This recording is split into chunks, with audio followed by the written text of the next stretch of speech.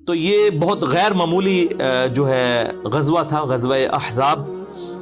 اسی لیے اس غزوے کے بعد اس حوالے سے اللہ تعالیٰ نے اپنی کمنٹری ارشاد فرمائی، وہ سورۃ الاحزاب میں آئی، اور اسی نسبت سے اس کا نام سورۃ الاحزاب ہے. غزوہ بدر کے حوالے سے آپ نے سورۃ الانفال پڑھ کے دیکھ لیں، اور اسی طریقے سے غزوہ تبوک کے حوالے سے سورہ التوبہ پڑھ کے دیکھ لیں، اور یہ غزوہ خندق، غزوہ احزاب کے حوالے سے مسلسل 2 رکوع جو ہیں وہ اسی کے اوپر ہیں، آیت نمبر 19 سے لے کر 27 تک. تو اس کا پس منظر بھی آپ سمجھ لیں کہ غزوہ احد میں مسلمانوں کی جو 3 ہجری کے اندر واضح جو فتح تھی وہ شکست میں بدل گئی، صرف چند لوگوں کے ڈسپلن لوز کرنے کی وجہ سے، اور اس کی وجہ سے تھوڑا سا کافروں کو حوصلہ پیدا ہو گیا. لیکن نبی صلی اللہ علیہ وآلہ وسلم نے فوراً ہی اس کو اوور کم کر لیا، اور غزوہ احد سے جب واپس جا رہے تھے ابو سفیان اور اس کی پارٹی کے لوگ، اس وقت تک وہ مسلمان نہیں ہوئے تھے، تو آپ صلی اللہ علیہ وآلہ وسلم نے اصحاب رسول کو پیچھا کرنے کے لیے بھی بھیجا تاکہ ان کے اوپر ڈیٹرنس قائم رہے. اب اسی دوران جو مدینے میں یہودیوں کے قبائل آباد تھے، بیسیکلی 3 بڑے قبائل تھے یہودیوں کے. ایک تھا بنو قینقاع جو کہ خیبر کے اندر آباد تھا، اور دوسرا بنو نضیر، نون ضاد یا را، اردو میں نزیر بھی کہہ سکتے ہیں. یہ مدینے کے اندر آباد تھا، لیکن یہ آئے دن جو ہے وہ یعنی مسلمانوں کے خلاف سازشیں کرتے رہتے تھے.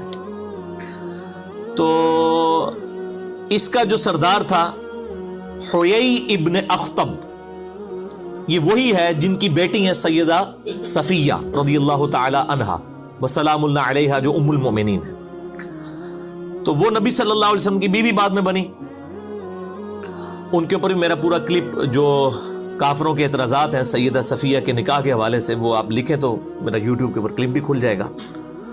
تو حیی ابن اخطب جو ہے بنو نزیر کا سردار تھا، یہ آئے دن مسلمانوں کو یعنی آپ کہیں کہ کچھ نہ کچھ انگیج کر کے رکھتے تھے، سازشیں کرتے رہتے تھے. تو آپ صلی اللہ علیہ وآلہ وسلم نے ایز اے لاسٹ ریزارٹ ان کو پہلے تو سمجھایا کہ ایک طرف تم نے جو ہے میثاق مدینہ کیا ہوا ہے، اوپر سے جو ہے تم اندر سے ہی مسلمانوں کی جڑیں کاٹ رہے ہو. الٹیمیٹلی آپ صلی اللہ علیہ وآلہ وسلم نے باقی لوگوں سے، باقی قبیلوں سے جو معاہدے تھے ان کے ساتھ ڈسکشن کرنے کے بعد ان کو جو ہے وہ شہر بدر کر دیا، مدینہ شریف سے نکال دیا. اب یہ بھی جا کے خیبر کے یہودیوں کے ساتھ، بنو قینقاع کے ساتھ جا کے آباد ہو گئے. اور تیسرا قبیلہ جو تھا وہ بنو قریظہ تھا، اور وہ مدینے کے اندر ہی آباد تھا. ان کے ساتھ مسلمانوں کا معاہدہ تھا اور وہ اس معاہدے کی پاسداری بھی کیا کرتے تھے. ان کو مدینے سے نہیں نکالا گیا. بنو نزیر کو نکال دیا گیا. بنو قینقاع جو ہے وہ پہلی خیبر میں آباد تھے. ان کی تو شامت پھر آئی نا 7 ہجری کے اندر غزوہ خیبر میں، اور ان کا بھی سارا اللہ تعالیٰ نے مسلمانوں کو فتح بھی دے دی ان کے اوپر. بہرحال یہ جب باہر چلے گئے، انہوں نے باہر سے سازشیں کرنا شروع کر دی.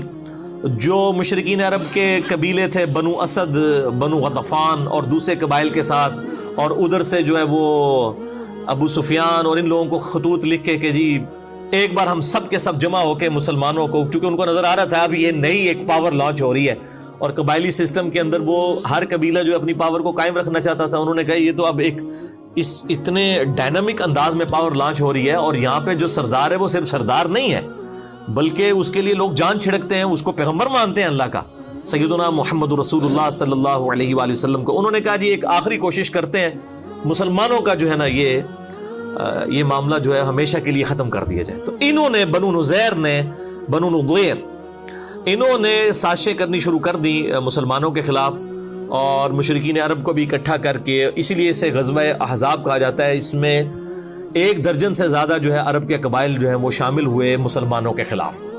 یا معشر قریش، لئن اختلفنا في الدين فإننا نجتمع على عدو واحد محمد واصحابه. اب ظاہر ہے کہ نبی صلی اللہ علیہ وآلہ وسلم ایک صرف ریلیجس لیڈر نہیں تھے، آپ ایک بہت اچھے پولیٹیشین بھی تھے اور ایک بہت اچھے فوجی جرنیل بھی تھے، اور آپ صلی اللہ علیہ وآلہ وسلم سارے معاملات کو پیرلل میں لے کے چل رہے تھے. آپ کو پتہ چل گیا کہ یہ ساری سازشیں کر رہے ہیں. اما غطفان فعاقدناهم على ان يمدونا ب6,000 مقاتل ونعطيهم كل تمر خيبر لسنة واحدة، فقبلوا منا وقد قلنا فقولوا. تو آپ صلی اللہ علیہ وآلہ وسلم نے صحابہ کرام علیہم رضوان سے اوس اور خزرج جو مین قبائل تھے مدینے کے، اوس کے سردار سیدنا سعد ابن معاذ اور خزرج کے سیدنا سعد ابن عبادہ رضی اللہ تعالی عنہما، ان سے مشورہ کیا اور باقی لوگوں سے مشورہ کیا کہ اب ہمیں کیا کرنا چاہیے. بہرحال کنسنسس کے ساتھ سیدنا سلمان فارسی رضی اللہ تعالی عنہ علیہ السلام، جو پرشین امپائر میں سے ہجرت کر کے فارس میں سے یہاں پہ آئے ہوئے تھے، انہوں نے مشورہ دیا کہ ہم وہاں پر جنگوں کے لیے اپنے مخالفین کا راستہ روکنے کے لیے خندق کھودتے ہیں. تو خندق کھود کر مدینہ کا دفاع کیا جائے، مدینے سے باہر نکل کے ان سے نہ لڑا جائے، کیونکہ یہ تعداد میں وہ 10,000 کے قریب تھے، مسلمان تو صرف 3,000 تھے. إنا كنا بأرض فارس إذا تخوفنا الخيل خندقنا عليها فلا تصل إلينا أو ننضحها بالنبل. تو ان 10,000 کا مقابلہ اس طریقے سے کرنا بہت مشکل ہے، اور پھر جغرافیکلی جو ہے وہ آپ سمجھ لیں کہ ان کی لوکیشن ایسی تھی مسلمانوں کی مدینہ شریف کی کہ شمال کی طرف ہی خندق کھودنی پڑی.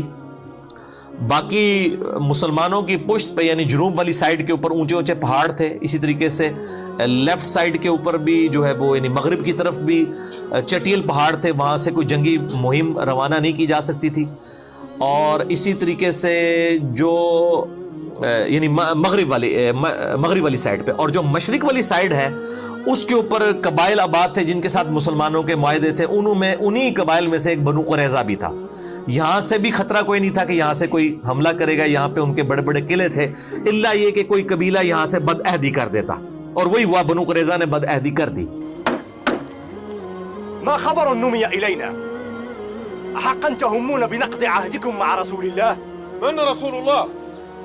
لا عهد بيننا وبين محمد ولا عقد. قتلكم الله. أما كنت والأوس أحلافكم ندفع عنكم ونحفظ ذمتكم. یعنی مسلمان بالکل سیف تھے، صرف شمال والی سائیڈ کے اوپر انہوں نے ایک خندق کھودنی تھی. اور اس حوالے سے آپ نے یہ پورا نقشہ اگر وغیرہ دیکھنا ہو تو جو مولانا مودودی رحمہ اللہ تعالیٰ نے تفہیم القرآن لکھی ہے وہ کمال ہے. انہوں نے ساتھ ساتھ ساری چیزیں یہ اس کانٹیکسٹ میں بیان کی ہیں.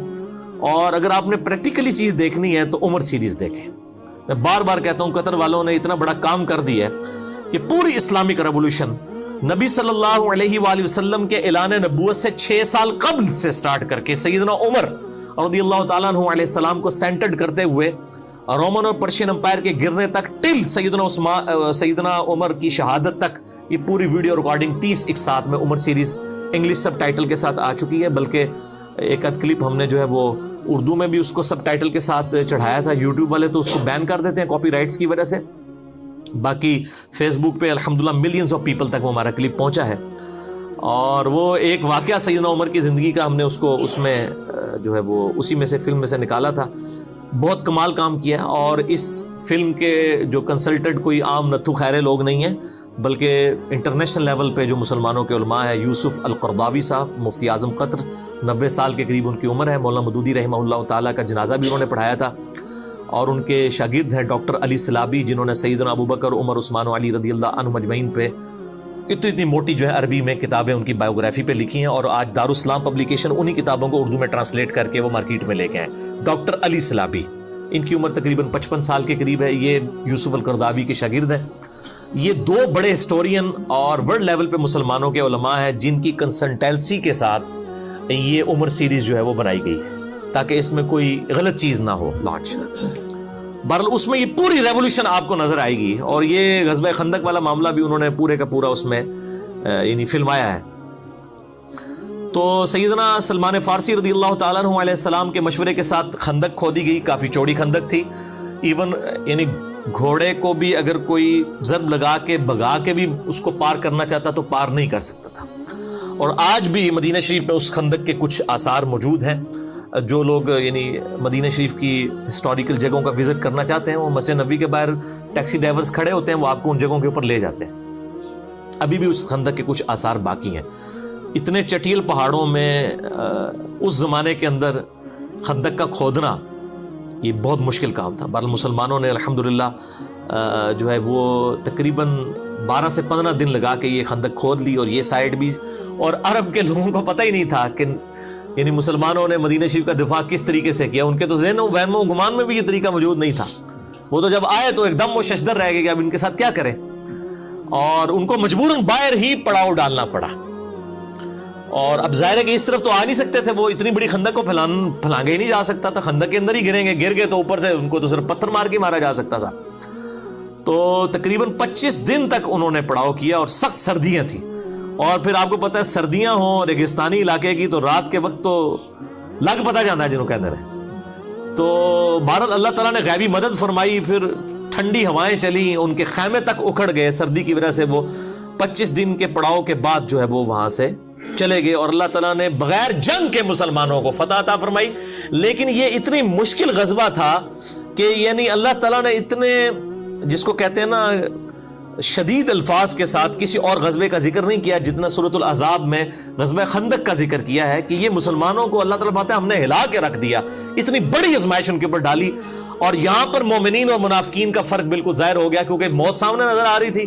تو منافقین جو ہے وہ ان کا نفاق کھل کے ان کی زبانوں سے نکلنا شروع ہو گیا.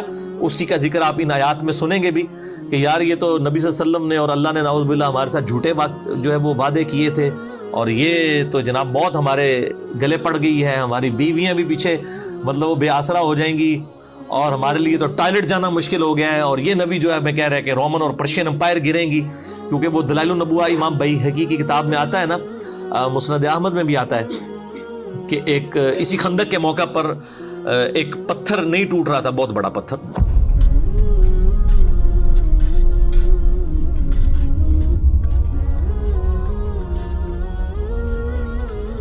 غلظت علي هذه الصخرة فلا يبلغ منها هذا المعول. قد سمعك رسول الله يا سلمان. تو نبی صلی اللہ علیہ وسلم کو آ کے شکایت کی گئی، تو آپ صلی اللہ علیہ وسلم نے اس پہ 3 دفعہ کدال مارا اور وہ ریزہ ریزہ ہو گیا. پہلی دفعہ جب کدال مارا تو آپ صلی اللہ علیہ وآلہ وسلم کے لیے ایک روشنی ظاہر ہوئی، صحابہ نے نہیں وہ دیکھی، یعنی آپ صلی اللہ علیہ وسلم کو ظاہر ہوئی. پھر دوسری دفعہ، تیسری دفعہ، پھر آپ صلی اللہ علیہ وآلہ وسلم نے فرمایا کہ 3 دفعہ روشنی میرے لیے ظاہر ہوئی، ہر دفعہ جو میں نے کدال مارا پہلی دفعہ اللہ تعالیٰ نے مجھے رومن امپائر عطا فرما دی.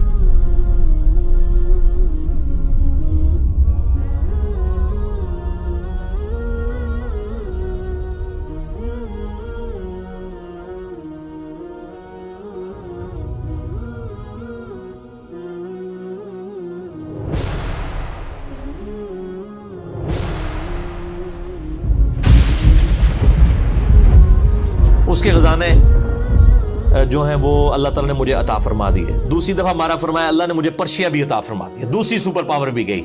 اور تیسری دفعہ فرمایا اللہ نے مجھے یمن بھی عطا فرما دیا. اور منافقین جو تھے اوپر سے کلمہ گو مذاق اڑا رہے تھے کہ ہم تو ٹائلٹ جانے سے مجبور ہوئے ہیں، اور یہ پیغمبر ان کو کہہ رہا ہے کہ رومن اور پرشین امپائر گرے گی. یہاں تو یہ ان عرب کے قبائل کا مقابلہ نہیں کر پا رہے، تو یہ رومن اور پرشین امپائر کیسے یعنی گرائیں گے؟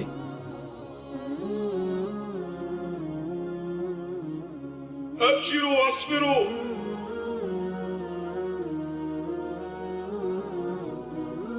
فوالله ما يبلغ القوم منا شيئا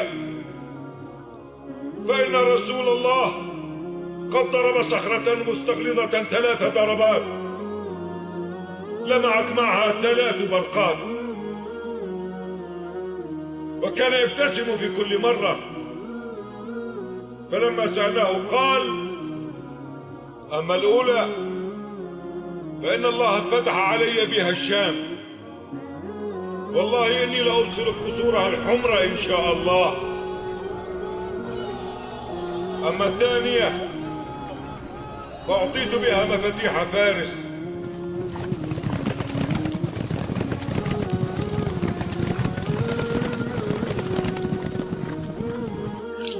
أخيرا الحيرة. اللهم أنجز وعدك ووعد رسولك. فوالله لقد سمعته يبشر بها أول ما جهر بدين الله وهو مستند بظهره إلى الكعبة يد الناس وهم بين مصدق ومكذب ومستهزئ. ولم يخطر لي على بال عندئذ أنني سأكون أول من يشهدها وأن الله يرويها. اللهم منك العفو على ما فات مني ولك الحمد على ما أعطيت. والله إني لأبصر قصر المدائن الأبيض. وأما الثالثة فأعطيت بها مفاتيح اليمن والله إني لأبصر أبواب صنعاء من مكاني هذا، فإن كنتم مؤمنين حقا وصدقتم رسولكم فما يغركم اليوم ما تلقون، وقد علمتم علم اليقين ما جعل الله لكم في قابل الأيام. صدق عمر والله لقد كان الذي قال. حالانکہ یہ 5 ہجری کا واقعہ ہے، 12 سال کے اندر رومن اور پرشین امپائر گر گئی تھی. یہ اللہ تعالیٰ کی ایک غیر معمولی مدد تھی نبی صلی اللہ علیہ وآلہ وسلم اور آپ کے جانثار صحابہ کرام علیہم رضوان کے ساتھ. تو بہرحال اس خندق کو کراس نہیں کر سکتا تھا. بہرحال ایک شخص تھا عمر ابن عبد ود، یہ عرب کا ایک مشہور جو سمجھ لیں کہ آپ جنگجو انسان تھا. اس کے بارے میں مشہور تھا کہ یہ 100 آدمیوں سے اکیلا لڑ سکتا ہے، اتنی تیز یہ تلوار چلاتا تھا، اور یہ کسی میدان جنگ میں کبھی اس کو مات نہیں ہوئی تھی. جب بھی کسی سے لڑا اس نے اس کو قتل کیا. اور یہ یعنی 90 سال اس وقت اس کی عمر ہو چکی ہوئی تھی. یہ بھی مشرکین عرب کی طرف سے مسلمانوں کے لیے کے خلاف لڑنے کے لیے آیا. اس نے جو ہے وہ اپنے گھوڑے کو جو ہے وہ ایڑی لگائی اور خندق پھلانگ کے دوسری طرف آ گیا. اب آ کے وہ للکار رہے کہ کوئی ہے آ کے میرا مقابلہ کرے. کسی کی جرت نہیں ہوئی کہ وہ شخص کے سامنے آئے، کیونکہ اس شخص کے سامنے آنے کا مطلب موت تھا. 3 دفعہ اس نے للکارا. نبی صلی اللہ علیہ وسلم کے صحابہ میں سے صرف سیدنا علی تھے جنہوں نے 3 دفعہ اٹھ کے اس کا مقابلہ کرنے کے لیے چیلنج کو قبول کیا، لیکن 3 دفعہ نبی صلی اللہ علیہ وسلم نے ان کو ہاتھ سے پکڑ کے بٹھا دیا کہ تم نے نہیں اٹھنا. ظاہر ہے وہ سیدنا علی کی ایک فضیلت باقی لوگوں کے اوپر ظاہر کرنی تھی کہ یہ اتنی دلیری دکھا رہا ہے، اور کوئی شخص نہیں اٹھا. 3 دفعہ سیدنا علی اٹھے، لیکن نبی صلی اللہ علیہ وسلم نے بازو سے پکڑ کے بٹھا دیا. اب سیدنا علی کوئی اپنی بہادری کی وجہ سے نہیں اٹھ رہے تھے، ان کی جو اندر جو ایک پیشن اور ایمان کا لیول تھا نا، وہ یہ تقاضا کرتا تھا کہ ایسی کی تیسی اس کی. تو بہرحال 3 دفعہ بھی جب اس نے کہا تو نبی صلی اللہ علیہ وآلہ وسلم نے سیدنا علی کو یعنی روانہ کیا. اور سیدنا علی کی اس وقت آپ دیکھ لیں عمر کتنی تھی، آلموسٹ 28 سال، 27 یا 28 سال عمر تھی. یہ اس وقت کا واقعہ. من يبارز؟ يا عمرو إنك قد كنت عاهدت الله ألا يدعوك رجل من قريش إلى إحدى خلتين إلا أخذتها منه. أجل. تو اب وہ جب سامنے آیا تو سیدنا علی کے جو والد تھے ابو طالب، ان کے ساتھ اس کی دوستی تھی عمر ابن عبد ود کی. اور اس نے کہا کہ یار تو کیوں میرے ہاتھوں مرنا چاہتا ہے، تو کسی اور کو بھیجو، میں تمہارے ساتھ لڑائی نہیں کروں گا. تو سیدنا علی نے کہا کہ نہیں میں تیار ہوں، جب تم نے چیلنج کیا تو میں مقابلے کے لیے آ گیا ہوں. تو اس نے کہا کہ میں ہر شخص کو جو ہے نا وہ 3 دفعہ مہلت دیتا ہوں اس حوالے سے کہ وہ اپنی 3 کوئی موت سے پہلے خواہشات کا اظہار کر دے، کیونکہ اس نے مرنا تو ہے میرے ہاتھوں، تو 3 خواہشات کا اظہار کر سکتا ہے، تو میں اس کی 3 خواہشات پوری کر دوں. تو سیدنا علی نے کہا کہ میری پہلی خواہش یہ ہے کہ تو کلمہ پڑھ کے مسلمان ہو جا. فإني أدعوك إلى الله ورسوله وإلى الإسلام. لا حاجة لي بذلك. فإني أدعوك إلى النزال. لما يا ابن أخي؟ فوالله ما أحب أن أقتلك. لكني والله أحب أن أقتلك. ٹھیک ہے، یہ دیکھیں نا تربیت کیا ہوئی ہے. غزوہ خیبر کے موقع پر بھی جب سیدنا علی کو نبی صلی اللہ علیہ وسلم نے بھیجا تو اس وقت بخاری مسلم میں آتا ہے کہ علی پہلے ان کو دعوت دینا، اگر تیری وجہ سے ایک شخص کو بھی ہدایت مل گئی تو تیرے لیے سرخ اونٹوں سے بہتر ہے. تو عمر ابن عبد ود نے کہا کہ نہیں میں تو ایمان تو نہیں قبول کروں گا. تو دوسرا سیدنا علی نے کہا کہ دوسری میری خواہش یہ ہے کہ تم لوگ واپس چلے جاؤ، کیوں لڑائی کے اوپر آمادہ ہوتے ہو، اور اپنے آپ کو بھی مشکل میں ڈالا ہوا ہے، ہمیں بھی مشکل میں ڈالا ہے، واپس چلے جاؤ. تو اس نے کہا ہم تو لڑنے کے لیے آئے، واپس کیوں جائیں. اور تیسری خواہش پھر سیدنا علی نے کہا کہ میرے ساتھ لڑائی کرنے کے لیے تیار ہو جاؤ. یہ تیسری خواہش سیدنا علی نے کی.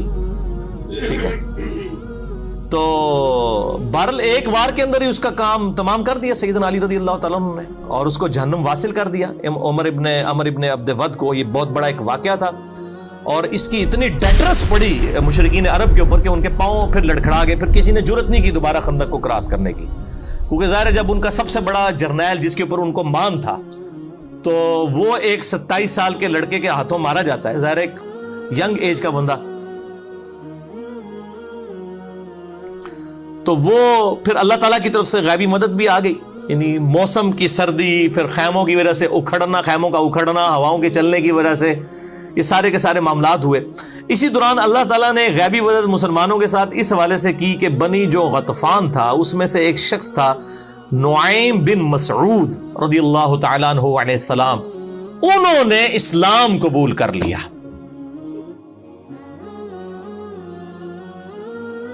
من الرجل؟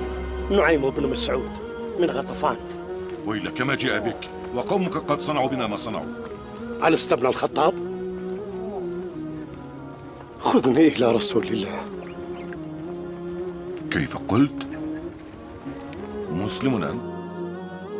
لیکن انہوں نے اپنے اسلام کا اظہار کسی سے نہیں کیا. چپ کر کے نبی صلی اللہ علیہ وآلہ وسلم کے خیمے میں آئے اور کہا یا رسول اللہ صلی اللہ علیہ وآلہ وسلم، میں آپ کو اللہ کا پیغمبر مانتا ہوں، آپ میرے ذمہ کوئی کام لگائیں کہ اس جنگ کی صورتحال میں کوئی ایسا کردار ادا کر دوں کہ یہ جنگ ٹل جائے. اور اس نے ایک یعنی مشورہ سامنے رکھا، اور ظاہر ہے کہ جنگ تو ہے ہی دھوکے کا نام. صحیح بخاری و مسلم میں احادیث موجود ہے.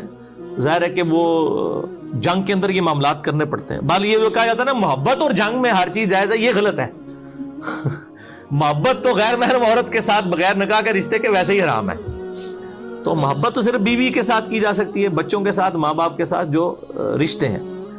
تو جنگ کے اندر البتہ جنگ دھوکے کا نام ہے، اس پہ دھوکہ دیا جا سکتا ہے، لیکن دھوکے میں بھی یعنی کوئی عہد کی خلاف ورزی نہیں کی جا سکتی. وہ مسئلہ نمبر 87 میرا ریکارڈڈ ہے، اسلامی ڈیموکریسی کے اوپر اور اسلامی حکومت کو چلانے کے جو 3 بنیادی اصول ہیں اس حوالے سے. تو اب نعیم ابن مسعود رضی اللہ تعالیٰ عنہ نے بال کنسنسس کے ساتھ، ان کا ایک مشورہ تھا، آپ صلی اللہ علیہ وآلہ وسلم نے پسند فرمایا، اور یہ سب کچھ عمر سیریز میں انہوں نے فلمایا ہے اور آپ کو اس زمانے میں پہنچا دیا جی انہوں نے. اور غزوہ خندق میں وہ کس طریقے سے معاملات. بنو قریظہ جو تھے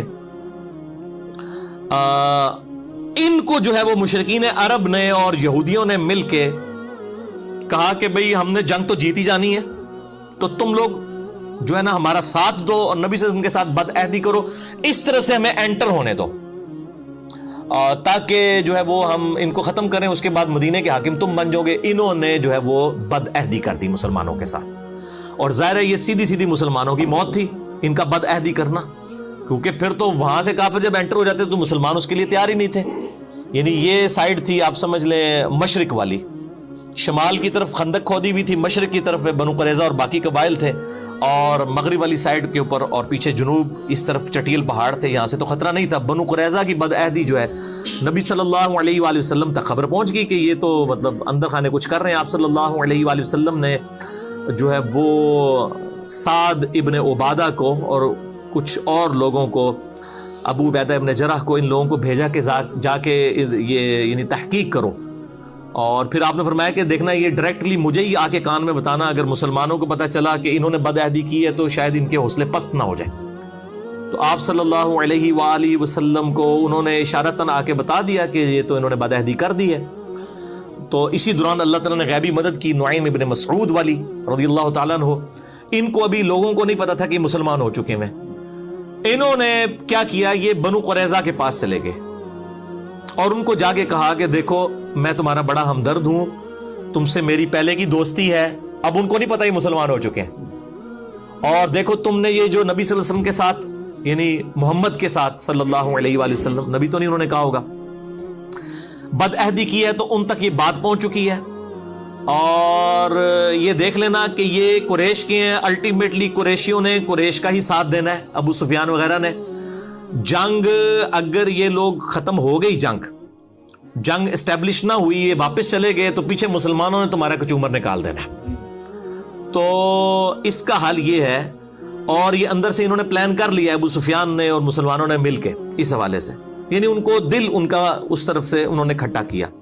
تو اس کا حل یہ ہے کہ تم جو ہے وہ مشرکین عرب سے یہ کہو کہ اپنے 8-10 جو سردار ہیں نا وہ ہمارے حوالے کرو رہن کے طور پر. فلا تقاتلوا مع القوم حتى تأخذوا منهم رهنا من أشرافهم يكونون بأيديكم ثقة لكم على أن تقاتلوا معهم محمدا حتى تناجزوه. قد أشرت بالرأي. کیونکہ کل کو تم لوگ تو چلے جاؤ گے, مسلمانوں نے پیچھے ہمارا چومر نکال دینا ہے, کیونکہ ہماری بد عہدی کی خبر پہنچ چکی ہے, اور بد عہدی کے اوپر ظاہر ہے کہ نہیں چھوڑا جائے گا. اس وقت تو قبائل کی سیدھی سیدھی موت تھی, کیونکہ دونوں میں سے ایک کی موت ہو سکتی تھی نا بد عہدی کی وجہ سے. تو انہوں نے مشورہ پسند کیا, اور ادھر اسی نعیم ابن مسعود نے جا کے مشرکین عرب سے کہہ دیا کہ بھائی یہ دھیان رکھنا, تم یہ بنو قریظہ کے لوگ جو ہیں تمہارے سردار, یہ نہ ہو کہ تم سے کوئی مانگ لے. انہوں نے اندر خانے محمد صلی اللہ علیہ وسلم سے پہلے ہی معاہدہ کیا تھا, یہ تمہیں اوپر سے کہہ رہے ہیں ہم عہد کی پاسداری توڑ دیں گے. اندر سے یہ نبی صلی اللہ علیہ وسلم کے ساتھ ملے ہوئے ہیں, اور یہ جو ہے گارنٹی کے طور پہ تم سے 8-10 سردار تمہارے مانگیں گے, تاکہ ان سرداروں کو نبی صلی اللہ علیہ وسلم کے حوالے کر کے اپنے اس عہد کی پاسداری کا یقین دلا دیں کہ ہم نے عہد نہیں توڑا. دونوں طرف انہوں نے ڈیفرنٹ ورژن دیے. بس وہی ہوا جناب, وہ جب پہنچے وہاں پہ سردار مانگنے کے لیے تو وہ انہوں نے کہا لو جی یہ تو گل بالکل صحیح نکلی ہے. انہوں نے کہا تسی سردار لے کے مار چھڑنے ساڑھے سردار, تو ہم نے سردار نہیں دینے. ولسنا مع ذلك بالذين نقاتل معكم محمدا حتى تعطون رهنا من رجالكم يكونون بأيدينا ثقة حتى نناجز محمدا. صدقنا نعيم ولا والله لا ندفع إليهم رجلا واحدا من رجالنا. الآن ثبت لنا صدق نعيم بن مسعود. لا والله لا نقاتل معهم حتى يعطون رهنا. اس کی وجہ سے ان کی آپس میں کنفیوژن ہوئی, اور وہ بنو قریظہ والا معاملہ جو ہے وہ ٹھپ ہو گیا. ان کو پتہ چل گیا کہ یار یہ تو مطلب واقعی تو چلے جائیں گے, پیچھے ہماری شامت آ جائے گی. اور اسی دوران پھر دوسری غیبی مدد آئی, جو سردیوں میں ٹھنڈی ہوائیں چلیں اور ان کے خیمے اکھڑ گئے, اور ظاہر ہے کہ ان کے پاس جو راشن تھا وہ بھی ختم ہونا شروع ہو گیا. بل مسلمان بھی بہت تکلیف سے گزر رہے تھے, ان تکلیف کا ذکر ابھی ان آیات کے اندر آئے گا. تو آپ حیران ہوں گے کہ مسلمانوں کو کس لیول تک آزمایا گیا. بہرحال الٹیمیٹلی اللہ تعالیٰ نے مسلمانوں کو اس حوالے سے سرخرو کیا. اور بخاری اور مسلم میں حدیث آتی ہے, جب وہ واپس چلے گئے تو نبی صلی اللہ علیہ وسلم اپنی زرہ اتارنے لگے تو سیدنا جبرائیل علیہ السلام آ گئے انسانی شکل میں. انہوں نے کہا یا رسول اللہ وہی تو فرشتوں نے اپنی زرہیں نہیں اتاری ہیں, آپ نے کیوں اپنی زرہ اتار دی ہے؟ بنو قریظہ سے بد عہدی کا بدلہ لینا ہے, کیونکہ وہ تو مسلمانوں کو مروانے لگے تھے, یہودیوں کا قبیلہ. تو آپ صلی اللہ علیہ وآلہ وسلم نے فرمایا, بخاری اور مسلم دونوں میں موجود ہے, آپ نے فرمایا کہ اب تم لوگ, آپ نے سیدنا علی کو اور کچھ اور اصحاب کو لشکر دے کر روانہ کیا, اور حکم فرمایا کہ عصر کی نماز نہیں پڑھنی مگر بنو قریظہ میں جا کر. يا معشر المسلمين يا معشر المسلمين إن الله قد أمر نبيه ألا يضع السلاح حتى يسير إلى بني قريظة. من كان سامعا مطيعا فلا يصلين العصر إلا في بني قريظة. اور یہ وہی حدیث ہے جس میں نے پہلے بھی کئی دفعہ بیان کیا کہ صحاب کے 2 گروہ ہو گئے, عصر کی نماز قضا ہو رہی تھی, کچھ لوگوں نے راستے میں پڑھ لی, کچھ لوگوں نے وہاں جا کے مغرب کے وقت میں عصر پڑھی کہ نبی علیہ السلام کا حکم تھا. بیسیکلی تو آپ یہ کہنا چاہ رہے تھے جلدی وہاں پہنچو, لیکن بعد میں آپ صلی اللہ علیہ وآلہ وسلم نے کسی کو کوئی اس پہ قدغن نہیں لگائی. جنہوں نے ظاہری حدیث کے اوپر الفاظ پہ عمل کیا ان کو بھی مطلب ان پہ بھی کوئی گرفت نہیں کی, اور جنہوں نے اس کی تھیم کو فالو کیا کہ راستے میں نماز پڑھ لی اور قضا نہیں ہونے دی, ان کو بھی کچھ نہیں کہا. بہرحال وہاں پر پہنچ گئے. اب بنو قریظہ کے لوگ, اب ظاہر ہے ان کو پتا تھا انہوں نے کیا حرکت کی ہوئی ہے. انہوں نے کہا کہ ہمیں نبی صلی اللہ علیہ وآلہ وسلم کا فیصلہ قبول نہیں ہے, ہمارے ساتھ اگر کوئی ثالثی والا کردار کرنا ہے اس حوالے سے تو سعد ابن معاذ جو اوس کے سردار ہیں, چونکہ وہ مدینے کے رہنے والے تھے, ان کے ساتھ ان کی دوستی بھی تھی زمانے جاہلیت کی. انہوں نے کہا کہ سعد ابن معاذ ہمارے لیے لینیٹ ویو رکھیں گے, حالانکہ وہ نبی صلی اللہ علیہ وآلہ وسلم سے فیصلہ کرواتے تو شاید ساروں کو ہی چھوڑ دیا جاتا, زیادہ زیادہ شہر بدر کر دیا جاتا ان کو. آپ صلی اللہ علیہ وآلہ وسلم کی طبیعت میں شفقت کا پہلو غالب تھا. بالوں نے خود اپنی موت کو آواز دی.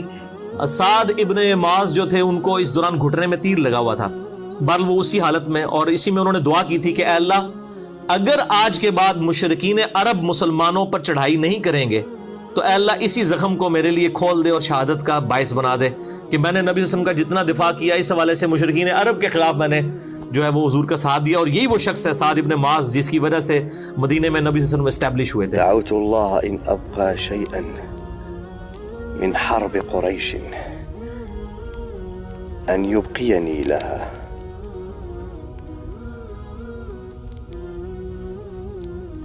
وإن كان الله قد وضعه الحرب بيننا وبينهم أن يجعلها لي شهادة. اور بعد میں ان کا زخم بھی وہ گھٹنے کا کھل گیا اور وہ شہید ہو گئے اسی زخم میں. اسی گھٹنے کی تکلیف میں ہی وہ وہاں پر گئے اور انہوں نے پھر کہا کہ تمہیں میرا فیصلہ قبول ہے تو پھر میرا فیصلہ یہ ہے کہ جو تم میں سے جوان لوگ ہیں اور یعنی مرد، ان سب کو قتل کیا جائے گا بد عہدی کی سزا میں، کیونکہ تورات کے اندر بھی بد عہدی کی سزا یہی لکھی ہوئی ہے. بد عہدی کا مطلب یہ ہے کہ آپ مسلمان قتل ہو جاتے ہیں نا اس کے بدلے میں، تو اب ان کو بھی اس مقابلے میں قتل ہونا چاہیے کہ انہوں نے مسلمانوں کے قتل کے فتوے جاری کر دیے اس حوالے سے کہ بد عہدی کی.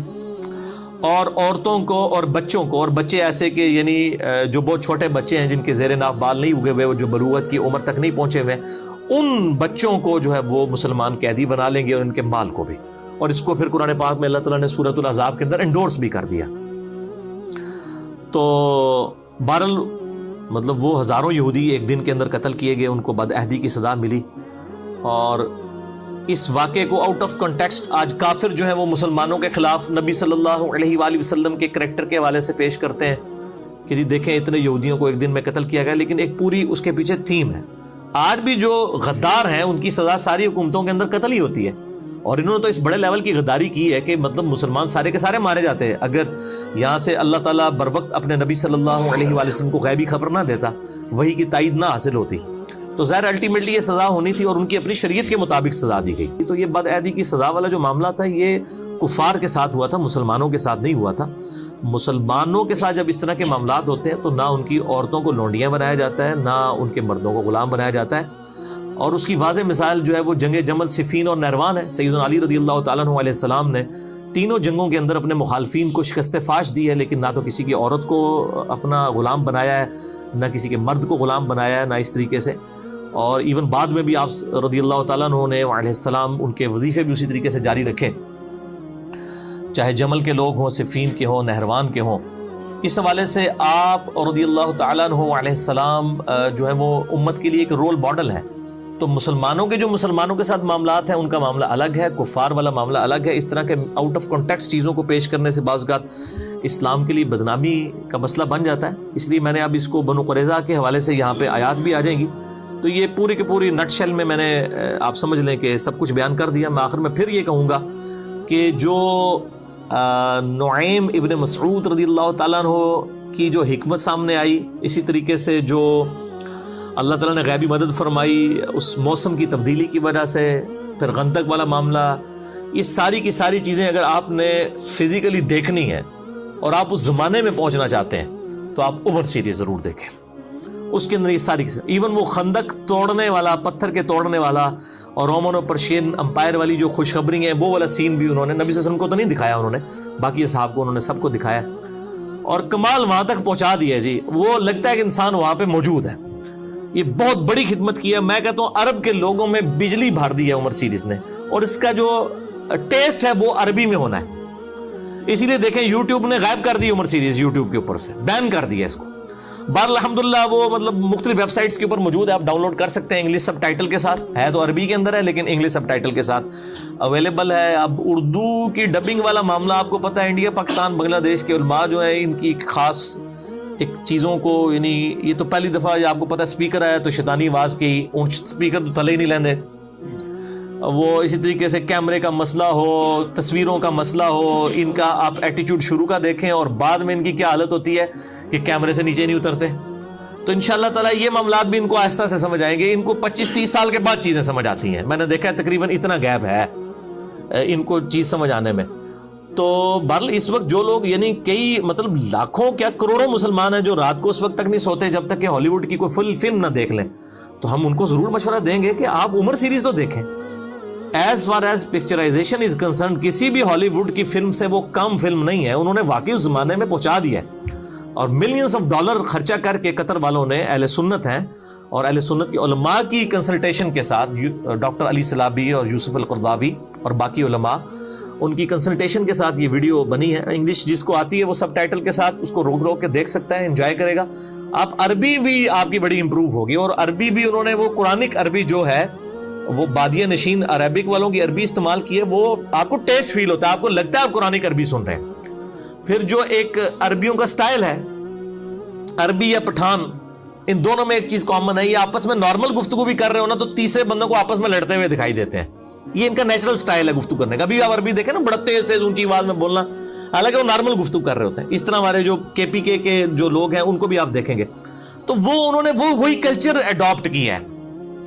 یہ طارق جمیل والا سٹائل نہیں تھا صحابہ کرام علیہم رضوان کا گفتگو کرنے کا آپس میں، عرب سٹائل وہی تھا. آپ دیکھیں سیدنا عمر کا بھی، اور وہ تو سارے مطلب ڈائلاگ جو انہوں نے لکھے ہیں وہ تو حدیث کی کتابوں میں موجود ہے. وَيْحَكَ تیرا ستیہ ناس ہو. یہ یعنی ان کی ایک آپ سمجھے تکیہ کلام ہوا کرتا تھا جب بھی کوئی اس طرح کی چیزیں یعنی رپورٹ ہوئی ہیں.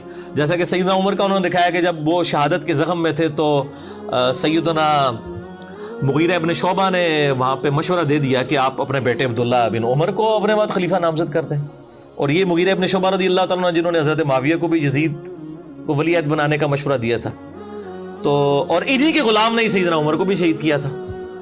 تو انہوں نے اس زخم میں جب یہ بات کی تو پھر سیدنا عمر نے وَيْحَكَ، ٹھیک ہے تباہ و برباد ہو جا تو، تیری ہلاکت ہو، تو اس طرح کے مشورے مجھے دے رہا ہے. نبی صلی اللہ علیہ وسلم کوئی بادشاہ تو نہیں تھے، وہ تو اللہ کے پیغمبر تھے. أدلك عليه يا أمير المؤمنين، استخلف ولدك عبد الله بن عمر.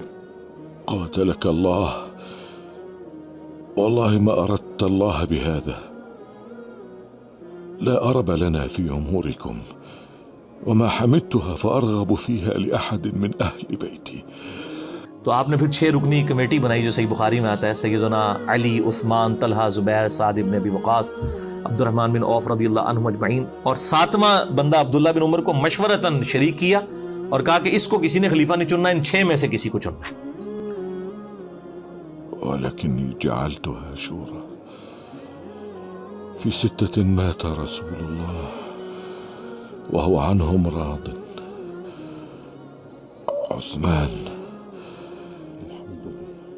وعلي وطلحة والزبير وعبد الرحمن بن عوف وسعد بن أبي وقاص.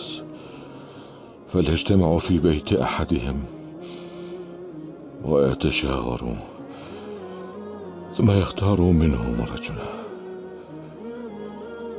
بہرحال یہ ایک پوری ڈیٹیل، یہ ساری چیزیں جو ہیں وہ عمر سیریز کے اندر انہوں نے فلمائی ہوئی ہیں، جسے شوق ہے تو ضرور دیکھیں. أيما رجل منكم أولي هذا الأمر فليتق الله ولا يحمل قومه على رقاب المسلمين. أوصيه بالمهاجرين الأولين خيرا أن يعرف لهم سابقتهم، وأوصيه بالأنصار خيرا فيقبل من محسنهم ويتجاوز عن مسيئهم، وأوصيه بأهل الأمصار خيرا فإنهم ردء العدو وجبات الفيء.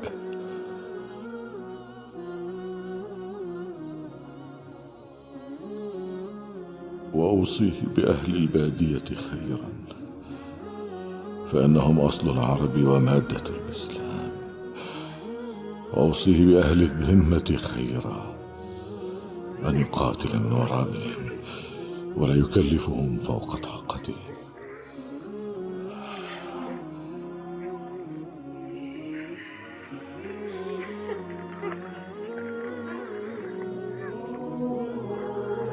وأناشدكم الله إلا ترحمتم على جماعة المسلمين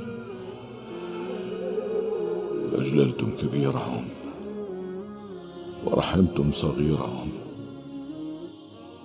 ووقرتم عالمهم، ولا تضربوهم فيذلوا ولا تستأثروا عليهم بالفيء فيغضبوا، ولا تجعلوا المال دولة بين الأغنياء منكم، ولا تغلقوا أبوابكم دون الناس فيأكل قويهم ضعيفهم. هذه وصيتي إلى من يخلفني،